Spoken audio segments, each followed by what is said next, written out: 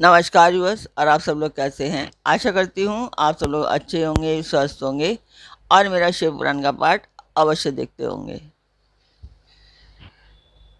तो सबसे पहले हम जान लेते हैं कि कल तक हमने कहाँ तक जाना था। कल तारकासुर और कुमार कार्तिकेय में युद्ध हो रहा था और श्रीहरि ने भी तारकासुर पर वध किया था, परंतु वो सक्सेसफुल नहीं हो पाए थे।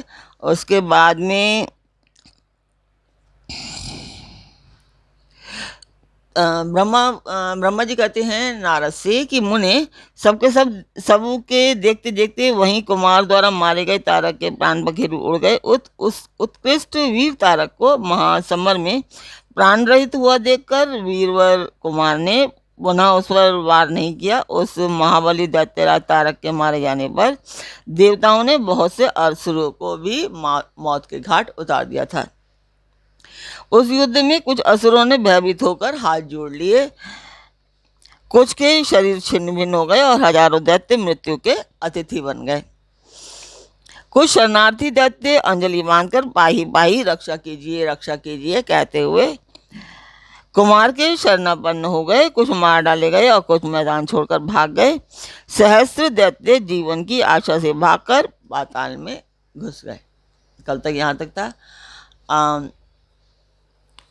अभी मैं आपको बताती चलूँ कि ये पाठ में जो कर रही हूँ एक शुभ कार्य है। आप लोग इसमें मेरा सहयोग कीजिए, कि सब्सक्राइब कीजिए, लाइक कीजिए और शेयर कीजिए, ताकि मेरा जो ये उद्देश्य है मैं जल्द से जल्द इसे पूरा कर पाऊँ। और ये शुभ कार्य है, आप इसमें मेरा ज़्यादा से ज़्यादा सहयोग कीजिए, जिससे शिव की कृपा इस पर बनी रहती, आप लोगों पर बनी रहती है। तो जिस मंदिर का मैं वर्णन कर रही हूँ वो एक देवी माता का मंदिर है, उसके लिए कर रही हूँ। तो जिस मंदिर के बारे में बता रही हूँ मैं, उस मंदिर की मैं वीडियो डाल रही हूँ। आप लोग देखें और मुझे कमेंट कीजिए कि आपको मेरा पाठ कैसा लगता है।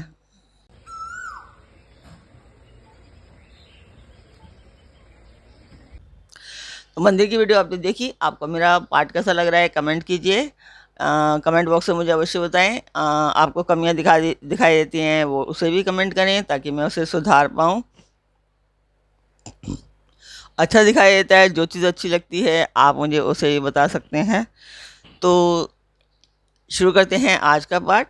स्वागत करती हूँ मैं आप सभी का अपने इस कार्यक्रम शिव पुराण में। तो आज के शिव पुराण के पाठ में है कि तारका का वध, तत्पश्चात देवों द्वारा कुमार का अभिनंदन और स्तवन, कुमार का उन्हें वरदान देकर कैलाश पर जा शिव पार्वती के पास निवास करना।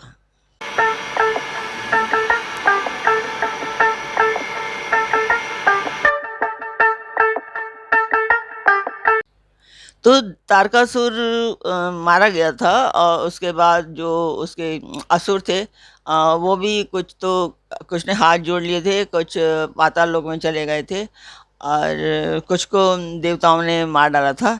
इसके पश्चात ब्रह्मा जी कहते हैं नारद से कि मुनीश्वर, इस प्रकार वह सारी दैत्य सेना विनष्ट हो गई।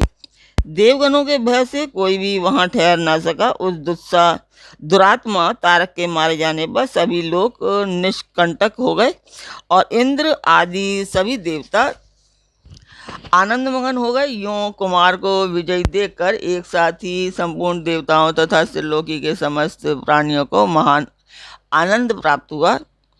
उस समय भगवान शंकर भी कार्तिकेय की विजय का समाचार पाकर प्रसन्नता से भर गए और पार्वती जी के साथ गणों से घिरे हुए वहां पधारे। तब जिनके हृदय में स्नेह समाता नहीं था, वे पार्वती जी परम प्रेम पूर्वक सूर्य के समान तेजस्वी अपने पुत्र कुमार को अपनी गोद में लेकर लाड़ प्यार करने लगी।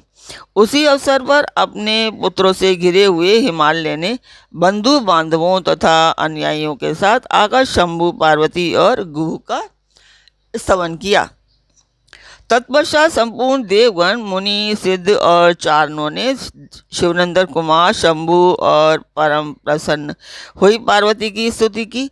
उस समय उपदेवों ने बहुत बड़ी पुष्प वर्षा की। सभी प्रकार के बाजे बजने लगे। विशेष रूप से जयकार और नमस्कार के शब्द बारंबार उच्च स्वर से गूंजने लगे। उस समय वहां एक महान विजयोत्सव मनाया गया, जिसमें कीर्तन की विशेषता थी और वह स्थान गाने बजाने के शब्द तथा अधिकाधिक ब्रह्मघोष से व्याप्त था। मुने समस्त देवगणों ने प्रसन्नतापूर्वक गा बजाकर तथा हाथ जोड़कर भगवान जगन्नाथ की स्तुति की। तत्पश्चात सबसे प्रसन्नचित तथा अपने गणों से घिरे हुए भगवान रुद्र जगज्जननी भगवानी के साथ अपने निवास स्थान कैलाश पर्वत को चले गए। इधर तारक को मारा मारा हुआ देखकर सभी देवताओं तथा अन्य समस्त प्राणियों के चेहरे पर हंसी खेलने लगी। वे भक्तिपूर्वक शंकर सुवन कुमार की स्तुति करने लगे। देव, तुम दानव श्रेष्ठ तारक का हनन करने वाले हो, तुम्हें नमस्कार है। शंकर नंदन, तुम वानासुर के प्राणों का अपहरण करने वाले तथा प्रलंबासुर के विनाशक हो। तुम्हारा स्वरूप परम पवित्र है, तुम्हें हमारा अभिवादन है। ब्रह्मा जी कहते हैं कि मुने, जब विष्णु आदि देवताओं ने इस प्रकार कुमार का स्तवन किया, तब उन प्रभु ने उन देवताओं को क्रमशः नया नया वर प्रदान किया। तत्पश्चात पर्वतों को स्तुति करते देखकर वे शंकर तनय परम प्रसन्न हुए और उन्हें वर देते हुए बोले। तो शंकर जी ने क्या कहा कि भूधरो, तुम सभी पर्वत तपस्वियों द्वारा पूजनीय तथा कर्मठ और ज्ञानियों के लिए सेवनीय होगे। ये जो मेरे माता में यानी कि नाना पर्वतश्रेष्ठ हिमवान हैं, ये महाभाग आज से तपस्वियों के लिए फलदाता होंगे।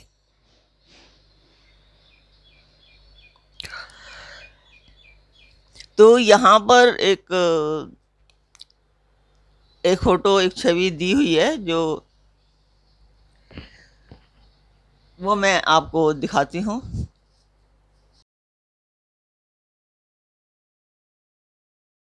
तब देवता बोले, कुमार, यों असुरराज तारक को मारकर तब तथा देवों को वर प्रदान करके तुमने हम सबको तथा चराचर जगत को सुखी कर दिया। अब तुम्हें परम प्रसन्नता पूर्वक अपने माता पिता पार्वती और शंकर का दर्शन करने के लिए शिव के निवास भूत कैलाश पर चलना चाहिए। ब्रह्मा जी कहते हैं कि मुने, तदनंतर सब देवताओं के साथ विमान पर चढ़कर कुमार स्कंद शिव जी के समीप कैलाश पहुंच गए। उस समय शिव शिवा ने बड़ा आनंद मनाया। देवताओं ने शिव जी की स्तुति की। शिव जी उन्हें वरदान तथा अभयदान देकर विदा किया। मुने, उस अवसर पर देवताओं को परम आनंद प्राप्त हुआ। वे शिव पार्वती तथा शंकर नंदन कुमार के रमणीय यश का बखान करते हुए अपने अपने लोक को चले गए। इधर परमेश्वर शिव भी शिवा कुमार तथा गणों के साथ आनंद पूर्वक उस पर्वत पर निवास करने लगे। मुने, इस प्रकार जो शिव भक्ति से ओतप्रोत सुखदायक एवं दिव्य है, कुमार का यह सारा चरित्र मैंने तुमसे वर्णन कर दिया। अब और तुम क्या सुनना चाहते हो? तो आज का पार्ट यहीं पर पूर्ण करते हैं। कल फिर मिलेंगे एक नए पार्ट में, एक नई उमंग, एक नई तरंग के साथ। तब तक के लिए आज्ञा दीजिए। आशा करती हूँ आपको मेरा पार्ट अच्छा लगा होगा, आनंददायक लगा होगा। तो तब तक के लिए आज्ञा दीजिए। ओम नमः शिवाय। जय माता की।